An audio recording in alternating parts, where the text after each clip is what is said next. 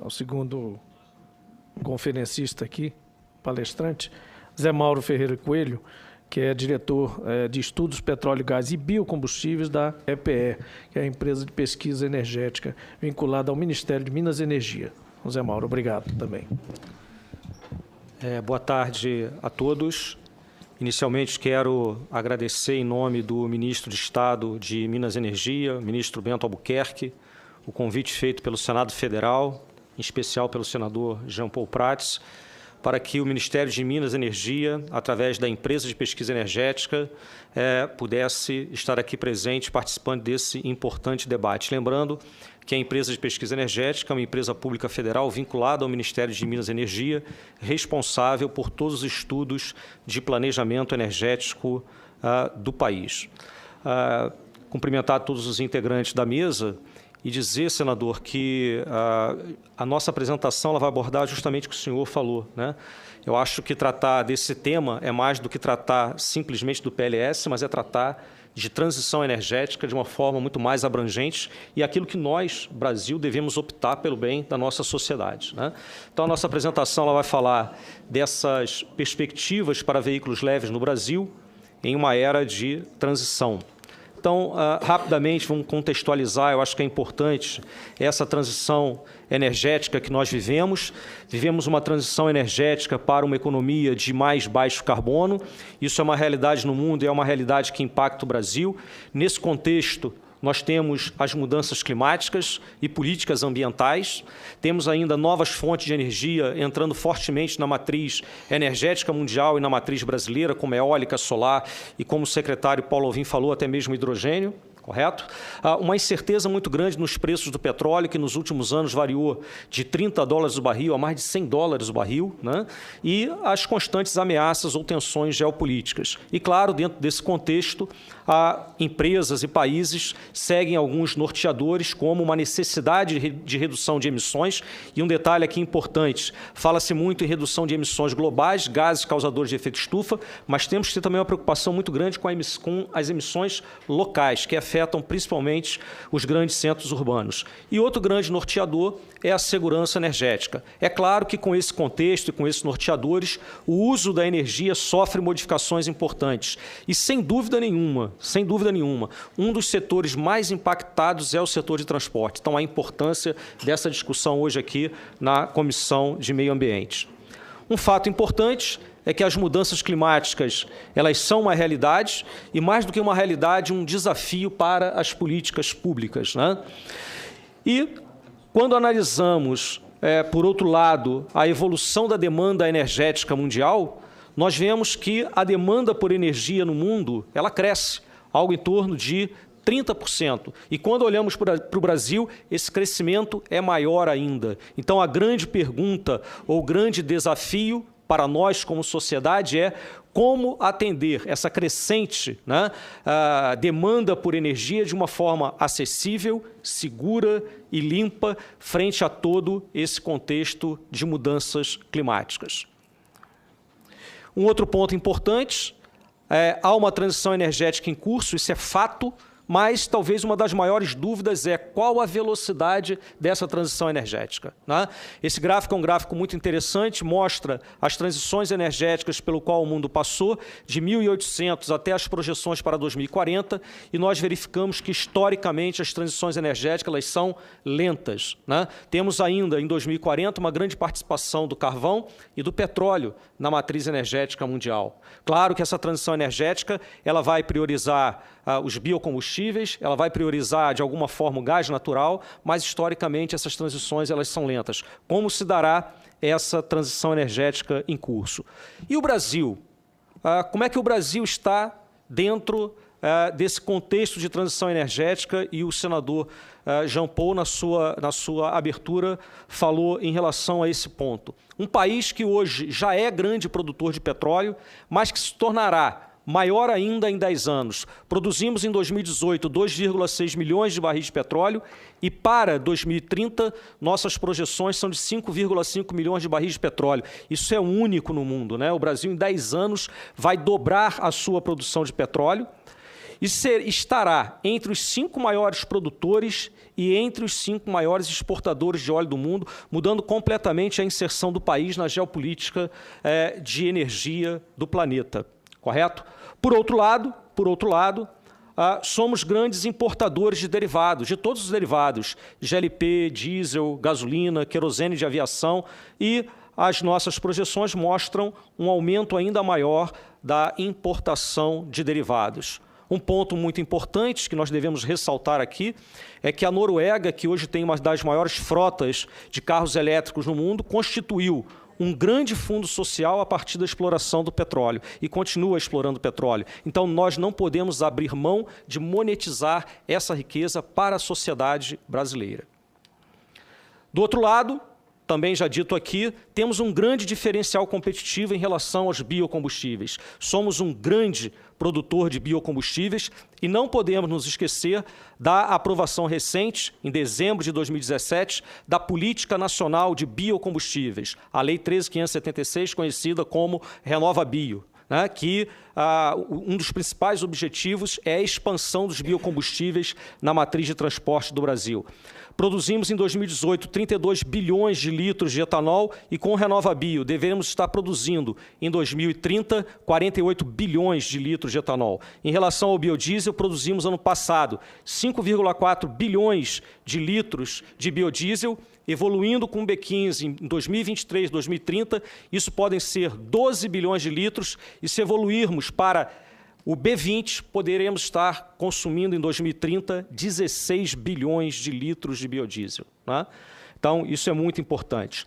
Por outro lado, não podemos nos esquecer das contribuições brasileiras para o Acordo do Clima, em especial para o Acordo de Paris. Um ponto importante, o Brasil, na COP 21 em Paris, apresentou as suas metas de descarbonização e a meta do Brasil é, para 2025, reduzir em 37% as suas emissões de gases causadores de efeito estufa em relação ao ano base de 2005. Senhores, 2 pontos importantes aqui. A meta brasileira é uma meta global, não é uma meta por setor, e tem como ano base o ano de 2005. E não é meta, mas uma contribuição indicativa para 2030 em reduzir em 43% essas emissões. Ora, se o nosso ano base é 2005, vamos dar uma olhada como estavam as nossas emissões no ano de 2005. Segundo a metodologia, por setores da nossa economia. Notem que em 2005 o país teve emissões de 2.738 milhões de toneladas de CO2. Ponto importante, né? A grande contribuição de emissões no Brasil foi no setor de florestas e uso da terra, com quase 70% dessas emissões. O setor de energia e transporte respondeu por apenas 11,6%. Nosso último inventário de emissões é o ano de 2015. No ano de 2015, nossas emissões reduziram muito, para 1.368 milhões de toneladas de CO2, principalmente pelas reduções provenientes de florestas e uso da terra. Estamos, então, confortáveis? Não, claro que não, né? Temos que trabalhar em todos os setores para que cheguemos lá em 2025 de modo a atender os compromissos que nós assumimos na COP 21. Mas eu queria mostrar claramente isso, né? O grande contribuinte do Brasil em termos de emissões não é o setor de transportes. Isso é um ponto importante. E quando nós comparamos com o mundo, vejam, senhores, Europa e Estados Unidos é diferente do Brasil, né? O grande setor emissor de Europa e Estados Unidos é o setor de energia e o setor de transportes. Então, o Brasil não pode simplesmente importar uma solução, ele tem que construir a sua própria solução, aquela solução que seja boa para nós e para os brasileiros. E a nossa matriz? Foi dito aqui também, temos uma das matrizes energéticas e de transportes mais limpas do mundo. Olha a nossa matriz energética. Consumo total de energia no Brasil, né? O mundo, em 2017, tinha uma matriz 14% renovável. O Brasil, em 2018, já é 45% renovável. Isso é matriz energética. Em 2029, avançamos para 48% de nossa matriz energética renovável. De tudo que consumimos hoje, mais de 45% é renovável no Brasil, enquanto o mundo está em 14%. E nossa matriz de transportes? Nossa matriz de transportes, eu quis colocar o ano de 2008, o ano de 2018 e as projeções para nós vermos como nós avançamos na matriz de transporte, uma matriz de transporte cada vez mais sustentável, né? 2018, nós consumíamos 19% de renováveis. Notem que o mundo hoje, a matriz de transporte é de apenas 3% de renováveis. O Brasil, em 2008, já era 19%. Hoje, a nossa matriz de transporte é 23% renovável. E com o RenovaBio, já em 2028, nós teremos uma matriz de transporte 29% de renováveis, com grandes contribuições do etanol e do biodiesel. Correto? Falando em RenovaBio, não podemos nos esquecer que o Conselho Nacional de Política Energética, órgão máximo de política energética do país, onde vários ministérios têm assento, já aprovou as metas de descarbonização da nossa matriz de combustíveis, né? Iremos reduzir até 2029 a nossa intensidade de carbono de 10,2%, chegando em 2029 com uma intensidade de 66 gramas de CO2 por megajoule.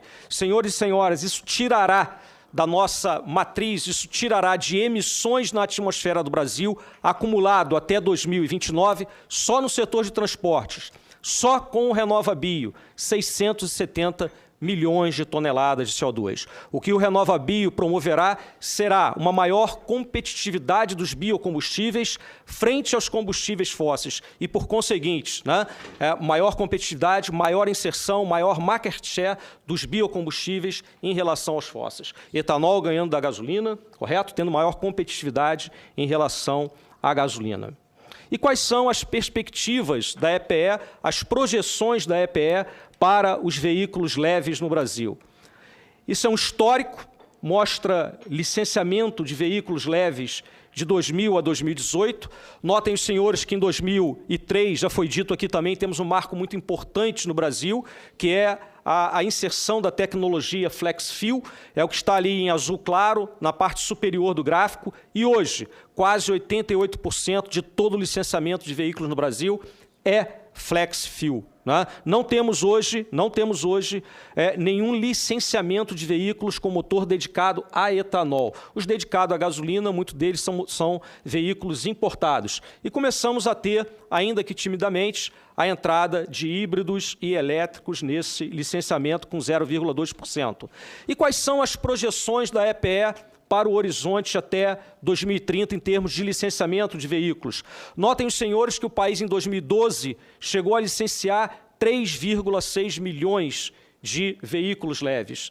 Depois tivemos uma queda muito grande e chegamos em 2016 licenciando apenas 2 milhões de veículos. A partir de 2017, um crescimento, ano passado 2,5 milhões de veículos e esperamos chegar esse ano a 2,8 milhões de veículos. E as projeções da EPE mostram que em 2030 podemos chegar a um licenciamento de 5 milhões de veículos em nosso país. Esse número, é muito importante nós ressaltarmos isso, né? Ele é um número desafiador, mas é um número viável. Viável porque ainda temos uma taxa de motorização baixa no Brasil, algo em torno de 5 habitantes por veículo. Notem que a Argentina tem uma taxa de motorização de 3 habitantes por veículo. E o nosso parque de produção de veículos leves já tem uma capacidade de produzir algo em torno de 5 milhões de veículos, correto? Claro que isso tudo tem como premissas aí uma série de fatores de recuperação colocados ali à direita do nosso gráfico. E como é que a EPE vê a entrada de veículos híbridos e elétricos? Primeiro, um histórico. Em 2016, licenciamos um total de 2 milhões de veículos, 1.091 híbridos e elétricos. Já estamos terminando. Ok, perfeito. Em 2030, a nossa estimativa é de termos um licenciamento de híbridos e elétricos de 3,5%, 180 mil veículos, com uma frota em 2030 de híbridos elétricos de 1 milhão de veículos. Aqui já é uma projeção de mais longo prazo, até 2050. Acreditamos que ainda em 2050 teríamos 28% de motores a combustão interna. Vemos algumas barreiras à entrada de veículos, principalmente veículos puramente elétricos, como a bateria, a infraestrutura e o preço dos veículos. Aqui nós colocamos um ponto importante: apenas 4% dos veículos leves vendidos no Brasil têm preço acima de R$100 mil, então estamos falando de um nicho de mercado, e hoje híbridos elétricos têm preços superiores a esse valor, tá? E, finalmente, como vemos o futuro da mobilidade veicular no Brasil, acreditamos que os veículos elétricos puros têm uma participação importante em nichos de mercado, como frotas de táxi, frotas de serviço público, serviços de entrega e serviços de compartilhamento de veículos, sendo muito importantes como uma alternativa para os grandes centros urbanos, onde nós temos um grande problema de poluição do ar e que afeta grandemente a saúde da nossa população. E, de uma forma geral, agora falando mais em veículos leves em massa, acreditamos que no curto prazo ainda há espaço muito grande para ganhos de eficiência em veículos de combustão interna, várias tecnologias como Start and Go, né, e outras tecnologias, frenagem regenerativa. No médio prazo, nos parece que para o Brasil uma boa opção são os veículos híbridos flex fuel, utilizando os biocombustíveis, e talvez, lá no longo prazo, como já foi dito aqui, os veículos movidos a hidrogênio com célula combustível on-board, onde nós podemos estar utilizando nessa reforma o próprio biocombustível, etanol ou ainda biogás. E, só para finalizar, eu não vou ler todos os recados finais, mas eu gosto muito da última frase. É uma frase do Fatih Birol, o diretor da Agência Internacional de Energia, quando perguntaram a ele se o futuro da mobilidade veicular eram os veículos elétricos. E ele disse o seguinte: os carros elétricos serão parte da solução, sem dúvida, onde eles são mais eficientes, correto? Mas não a solução completa. O futuro nos reserva uma combinação de motores mais eficientes, veículos elétricos e biocombustíveis. E o Brasil tem grandes diferenciais competitivos em relação aos biocombustíveis. Senhores, muito obrigado. A empresa de pesquisa energética, a empresa pública federal vinculada ao Ministério de Minas e Energia, responsável pelo planejamento energético dessa nação, está à disposição dos senhores para debater esse tema muito importante e à disposição do Senado Federal. Muito obrigado. Muito obrigado. Muito bom, Zé Mauro, muito obrigado. Eu acho que a apresentação do Zé Mauro já esclarece boa parte de algumas questões que estão aqui chegando pelos internautas, né? Mas nós vamos assim mesmo depois lê-las, bem como também as das comissões, as da comissão. Acredito que você deu uma panorâmica geral do que realmente nós vamos precisar discutir, e essa apresentação é justamente o objeto da nossa análise e que nós vamos considerar para ampliar esse projeto que originalmente, como eu disse, apenas estabelece o prazo fatal, digamos assim, para os veículos a combustão, que, como também já foi salientado, não é bem a expressão a ser utilizada nele. Eu tendo a acreditar que nós iremos migrar realmente para a discussão de algum tipo de marco regulatório de transição em direção à mobilidade, como o Paulo salientou, renovável e sustentável, porque já reconhecendo de cara, por que ficar discutindo uma coisa que é óbvia...